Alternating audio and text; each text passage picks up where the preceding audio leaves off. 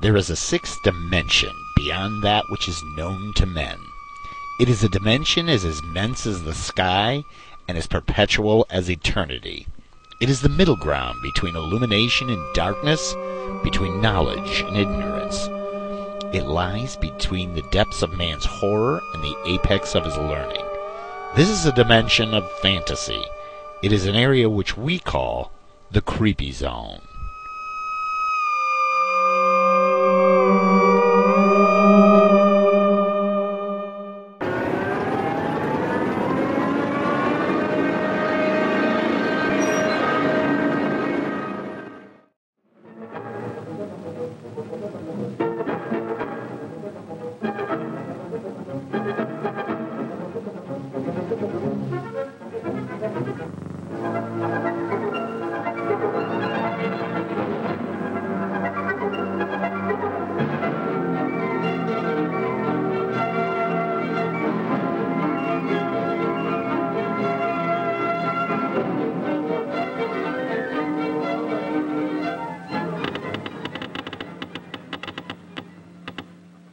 Clicking sounds, sounds that reveal the presence of radioactive rays. The instrument, a Geiger counter, is converting radioactivity into sounds we can hear. This radioactivity is coming from a small piece of radioactive material inside this plastic cylinder. The small amount of radioactivity coming from the cylinder is harmless. The luminous dial on this watch also gives off radioactive rays, which we hear on the Geiger counter. Even when there's no radioactive material near, the Geiger counter continues to click. This is caused by cosmic radiation that continually bombards us from outer space. But we don't get enough cosmic radiation to harm us. Today, atomic scientists produce radioactivity in large amounts. Radioactivity and radioactive materials have many peacetime uses. But we know, too, that they can be used harmfully, as in atomic bombs. The chance of your being hurt by an atomic bomb is slight. But since there is a chance, you must know how to protect yourself.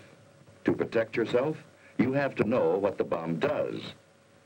Besides blast, there's radioactivity and heat. Can we protect ourselves from these? These children are protected. Concrete walls help stop radioactivity. Any wall stops the heat.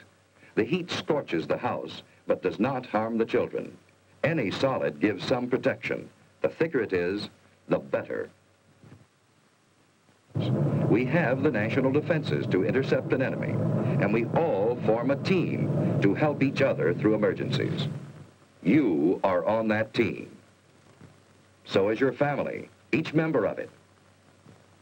And in your community, every doctor, fireman, every policeman and nurse, every lineman and operator, every civil defense worker, in fact, every community employee is ready to help you if you need him. So your community is prepared for emergencies and ready to help other communities.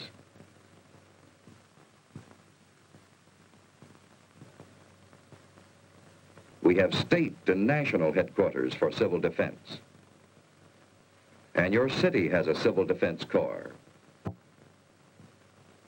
We have a warning system and a system of defense. Yes, we have the equipment and the people for an effective team. But, like any team, it can win only when everyone knows his job and does it well. What is your job?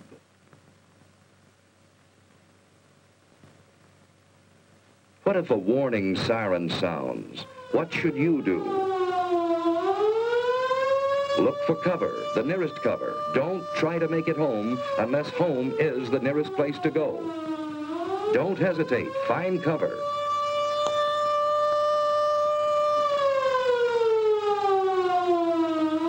Everyone is in on this. Strangers will understand. Finding shelter quickly may save your life. If you can't get into a house, get behind a wall or a steep embankment on the side away from the city. Civil defense teams will go into action immediately. If you're home, You've work to do. Hi, Susie. Everything's fine upstairs. How you doing here? Okay, I guess. That's good. We repeat, cover windows to protect against the possibility of broken glass, heat, and radioactivity. Turn off fires. If you are home and are not assigned to civil defense duties, go to your prepared shelter. Those who are in shopping centers, go to prepared Well, shelters fire in the kitchen's immediately. out. Now we'll go down the In basement. this practice alert, we are assuming that the attack will come on the waterfront area. See, it's just practice. All this rushing around for nothing. Now, there's just where you're wrong. We need this practice. Now, come on, let's do our job. That's good thinking. We all need practice. Here's a clean, well-prepared shelter in the basement. Ted and Sue have a battery radio, and they have soda ash and stirrup pump fire extinguishers. They have other emergency supplies, too. A flashlight, a well-equipped first aid kit with plenty of bandages, tape, and scissors. A Red Cross first aid book, a few cans of food, a good supply of water, blankets, and an electric lantern in reserve. You know, Susie, this stuff would come in handy on a camping trip. I'd a lot rather be on a camping trip. Say, what would we do if we didn't have a basement? At school, they told us we should be away from windows and behind double walls. You know, like an inside hall. Ted's right. If you live in an apartment house, you can't all go to the basement. Head for a shelter area. If none is marked for you, find cover away from windows and in a hallway if possible. Wait for the all clear. Be calm. If you're on the playground, run for shelter. If you're in the schoolyard, get into the building. Move quickly, but in good order. Inside, go to the shelter area you've been assigned. Take your place on the floor. Here's one good way to protect your eyes and neck in case of a bombing. Wait for the all clear. So far, you've been watching a practice drill. But what if there is a bombing that comes without warning? What is your job then? Find cover immediately. Don't look at the flash. Stretch out. In about 1 minute, the immediate danger is past. Then head for safer cover. Another bomb may fall. Get indoors if you can. Shed your outer garments. They may have radioactive particles on them. If you're home, take shelter and stay down for about 1 minute. By then, the danger from radioactivity, heat, and blast have passed. Protect your eyes and neck. Let's get things shut up. Sue found shelter under her bed.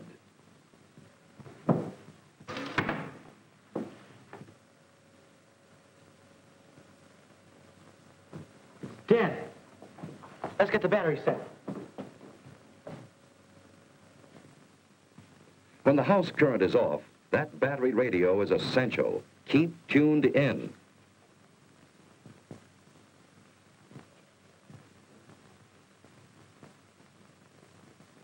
The airburst of 3:01 p.m. was zeroed on Union Station. Heavy damage extends from about 14th Street north to as far south as the waterfront. You know, we're lucky. To western. That blast was miles Stay from there. under cover unless you have civil defense to... I've just been handed a bulletin. There's been an underwater burst at the waterfront. Water thrown up by the bomb is falling as mist and rain, and it is radioactive. Avoid radioactive mist and What rain. does he mean which by the wind is blowing south from the river. radioactive mist? All According to what Dad said, the radioactivity gets into the mist and rain. And if the mist or rain gets on you, it's apt to make you very sick. What would you do about it? I'd scrub thoroughly with a detergent and water. What's a detergent? It's something like Mom uses when she washes dishes and clothes. Don't drink tap water. It may be contaminated. Ted and Sue are waiting for the all clear.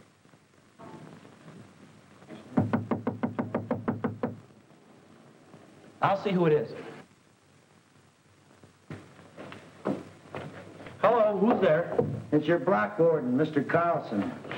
Come on in, Mr. Carlson. Hello, Ted. Hello. Ted, this is Mr. Franklin, our radiological monitor. He's here to check for any radioactivity. I saw your mother down the shopping center. She's fine.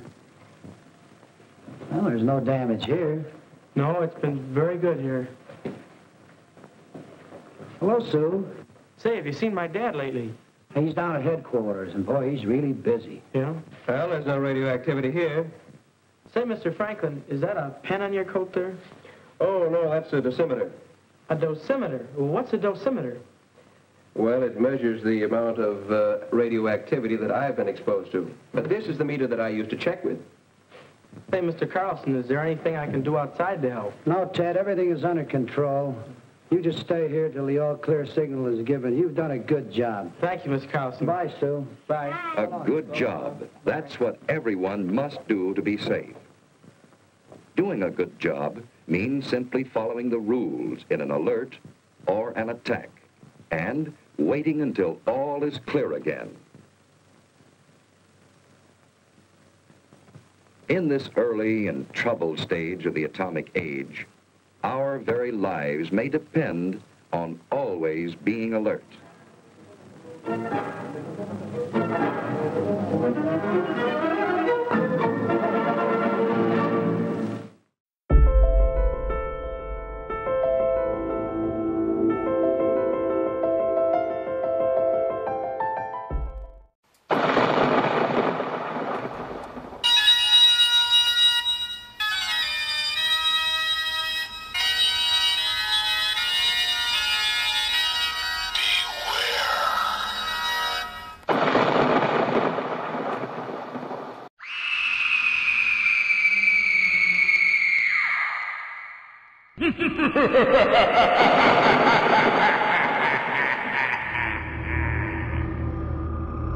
We've been going together for 3 years now. 4. Charlotte, will you be my... Yeah. My... Oh, my. It's a gorgeous car. What is it? It's a new Dodge Charger 500. Dynamite. Yeah. What's that? That's the optional Hertz shifter. Elliot? Yeah. Hey, where are the headlights? They're hidden where the bumper loops around the grill. Hey, these are new high-back seats? Yeah. See how nice they fit? My name's Sheila. What's yours? Elliot? That's a cute name. Bet it really rides smooth. Huh, El? Why don't we find out? Elliot! 1970 Charger 500. If you can cope with a whole new image, you could be Dodge material.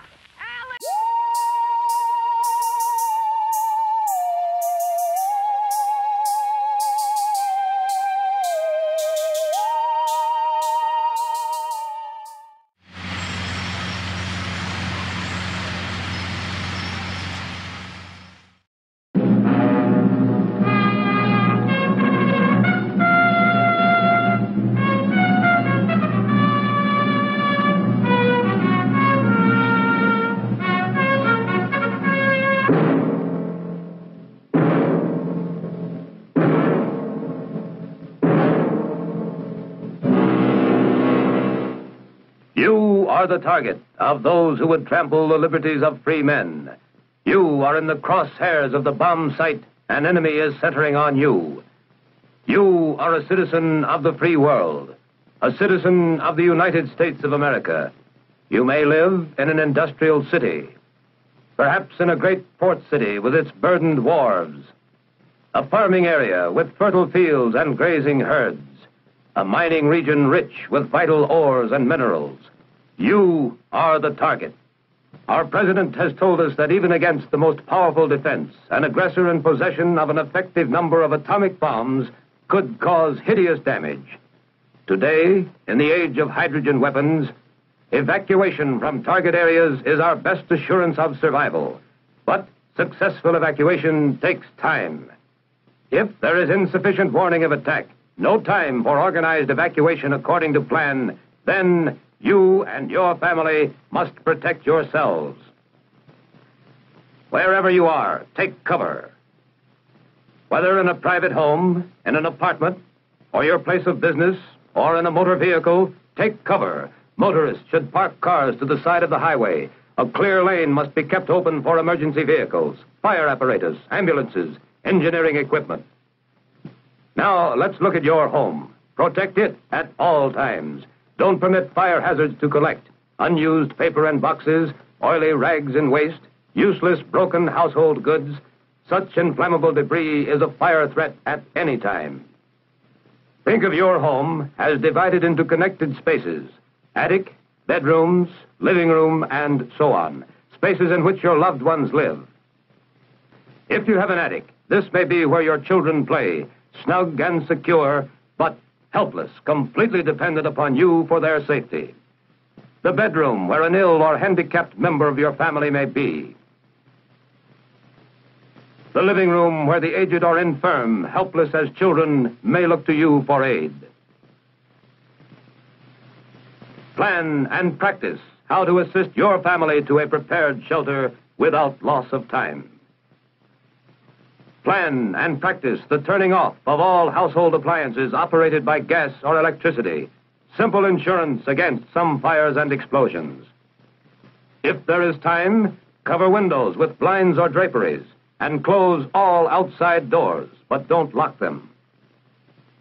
Shut off the draft on coal or wood-burning furnaces and stoves. Hot coals or embers thrown about could set fire to your home. Ask your local utility companies for advice, then follow it, and tag the sources so that you can act automatically on the way to the shelter. If you have a basement, that is your best shelter against the outside wall closest to the probable point of detonation. Any high explosive force collapses a structure at its weakest point and may form a natural safe area. It is just common sense to use this area to build a lean-to shelter. This type is inexpensive and easy to build. The basement box-type shelter is stronger, larger, and more comfortable. Outdoors, you can build an earth-covered shelter which affords the best protection against blast, fire, radiation, and radioactive fallout. Detailed plans for these and other types are clearly described in the FCDA manual, Home Shelters for Family Protection. Your next step is to equip the shelter. Stock it with everyday materials with which you can face an emergency calmly. A battery radio, power may fail. Flashlights and spare batteries. First aid kit. A 3-day supply of canned and packaged food, bottled water and other liquids. A garden hose and indoor faucet adapter, or buckets of water and a stirrup pump. Water purification tablets. Blankets for your family. If you have this emergency shelf, enemy attack will not catch you unprepared. If attack does come, your practiced plan will pay off. Do not use your phone. It must be reserved for vital emergency messages. Clearly mark the radio dial setting at 640 and 1240 so that you can receive official news and civil defense instructions on the Conelrad frequency used in your area. Your life may depend on this.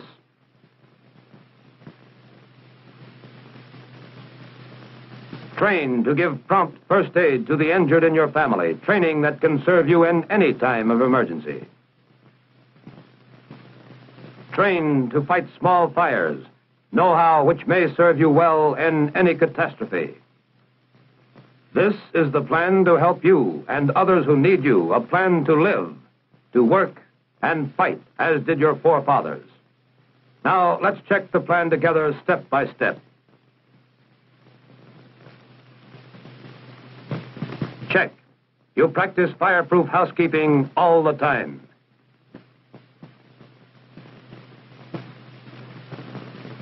Check. You have some type of firefighting equipment to fight small fires, and you know how to use it. Check.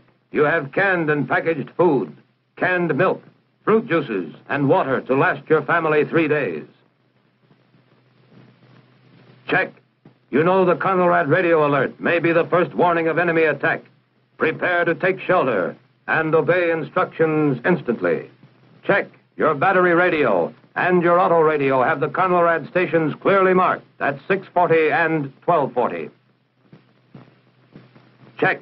You have a civil defense first aid disaster kit, and at least one member of your family is trained in first aid. Check. Make sure your utilities are properly tagged for prompt emergency action.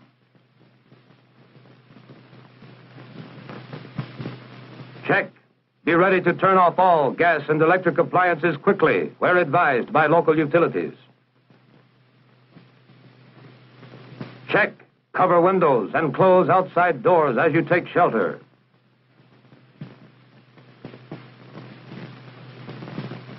Check. If you are directed to take cover while driving, park in the first clear space so as not to block emergency traffic. Check. You have an emergency plan to get to shelter quickly and safely wherever you are. Check. You have taken training courses and read training pamphlets to prepare in advance against enemy attack. Check. You will not touch your telephone after attack. It must be reserved for critical emergency calls. Check. Study and practice your Family Action Civil Defense Plan now. The plan for prompt action in the face of any disaster. Tornadoes and hurricanes. Fires. Floods or enemy attack. You will be prepared. You will know what to do instantly to help ensure the survival of you, your family, your country.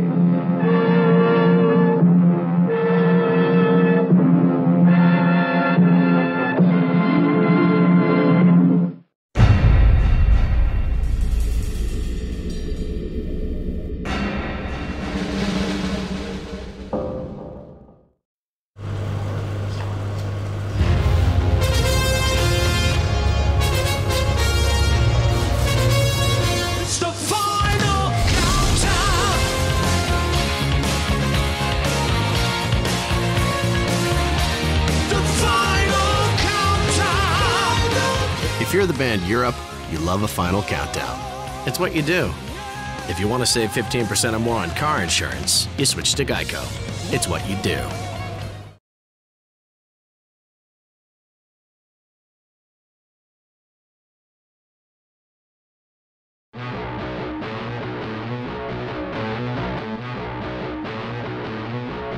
I'm Mr. Lobo, the host of Cinema Insomnia and your guide to the unknown. You know, a lot of you probably think it's really cool to set fire to public buildings. I mean, we all think about it. The love, the adoration and respect we get from our peers when we set things on fire. You know, pawn shop, pet store, shopping mall, a youth center, burn center, a laundromat, bait and tackle shop, the handicapped or the elderly, a daycare. Not cool. Your ex-girlfriend's home, your current boyfriend's home, all of the countless television stations that screwed you over. Just today I drove past a couple of churches and thought, you know. But did you ever stop to consider you could get into some serious trouble, I've heard. So don't set fires. Mr. Lobo knows cool. And arson is not cool.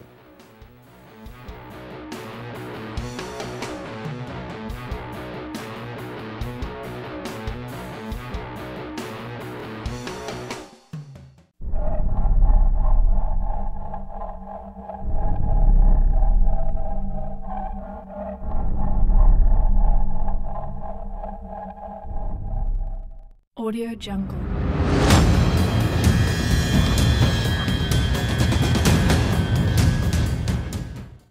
Dum dum, diddle dum dum, diddle dum dum, diddle dum dum.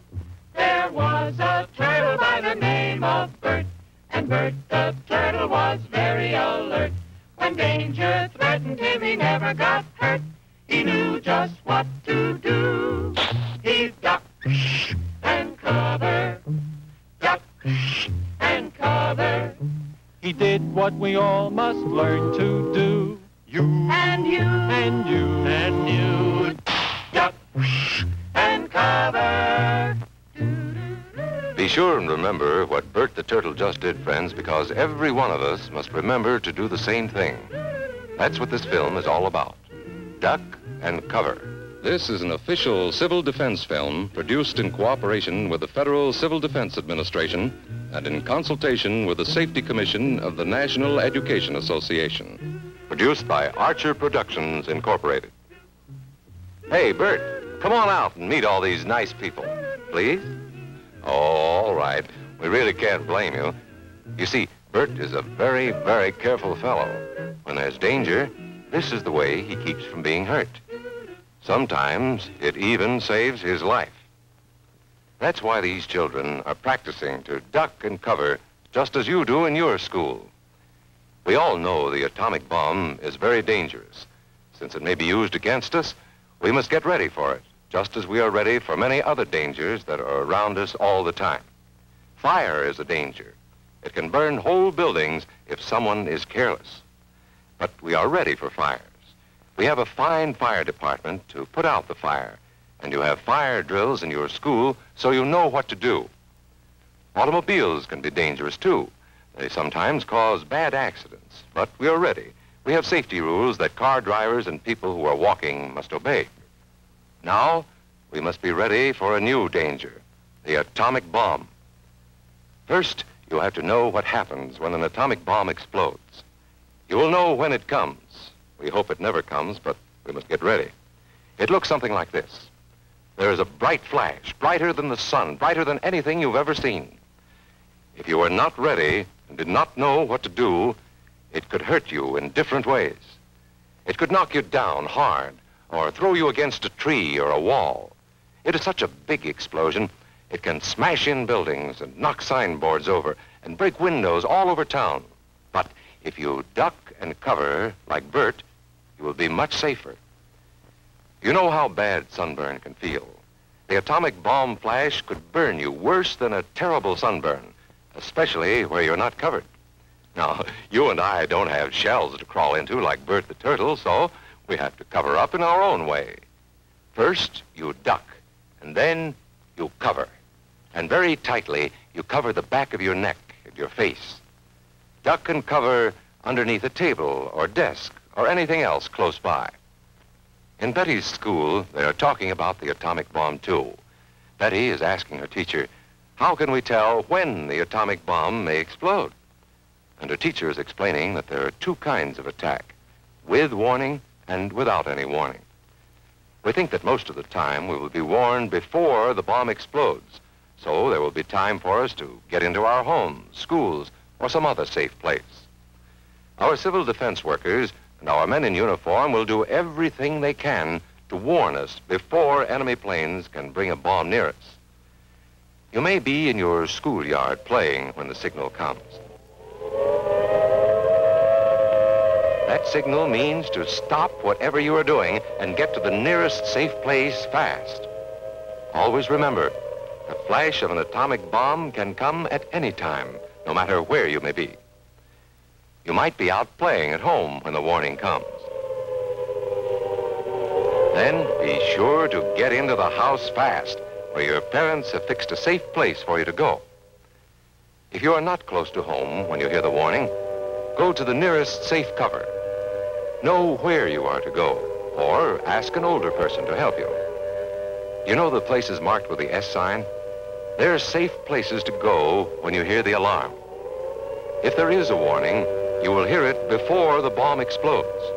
But sometimes, and this is very, very important, sometimes the bomb might explode without any warning. Then the first thing we would know about it would be the flash. And that means duck and cover fast, wherever you are. There's no time to look around or wait. Be like Bert. When there is a flash, duck and cover, and do it fast. Here are some older boys showing what to do if the flash comes when you are not in the classroom. This is what to do if you should be in a corridor. You duck and cover tight against the wall this way.